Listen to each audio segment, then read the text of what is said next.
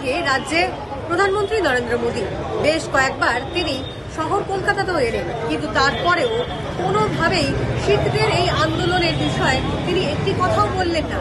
এমনকি বিজেপি অফিসের বাইরে প্রায় 13 দিন ধরে শিখেরা এইভাবেই অবস্থান বিক্ষোভে বসে রয়েছেন, কিন্তু তারপরেও তাদের নিয়ে কোনো রকম আলোচনা করলেন না নরেন্দ্র মোদী। এটা কেন? এই নিয়ে প্রতিবাদে সামিল হলেন শিখ সম্প্রদায়ের মানুষরা। শুভেন্দু অধিকারী একজন টার্বান পড়া আইপিএস অফিসার জসপ্রীতকে সন্দেশখালিতে যেইভাবে খালিস্তানি মন্তব্য করে ডেকেছেন, তার বিরুদ্ধে আমাদের এই পিসফুল প্রোটেস্টটা মুরলীধর সেন লেন বিজেপির রাজ্য দপ্তরের বাড়ি প্রায় 13 দিন থেকে চলছে।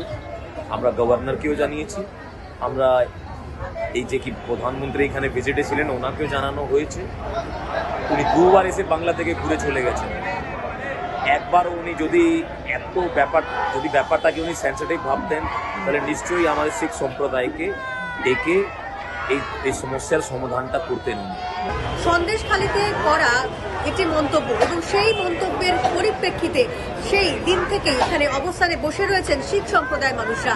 আমি শুধু ওনাকে একটাই জিনিস জিজ্ঞাসা করতে চাই, যখন উনি কি পাগড়ি পরে যখন উনি গুরুদ্বারায় যান কর্মসূচি করতে বা কোনো বড় দিনে, উনি কি ওই দিন খালিস্তানি হয়ে যান?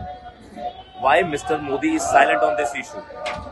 আগামী দিনে আরো বড় আন্দোলনের পথে নামবেন তারা, এমনই হুঁশিয়ারি দিলেন শিখ সম্প্রদায়ের মানুষরা। এই জন্যই আমরা আজকে আবার রাস্তায় নেমেছি। আগামী দিন আরো তীব্র করে আমরা রাস্তায় নামবো। আমরা কিন্তু এটার শেষ দেখেছি। আনন্দবাজার অনলাইনের জন্য সুদীপ্তা।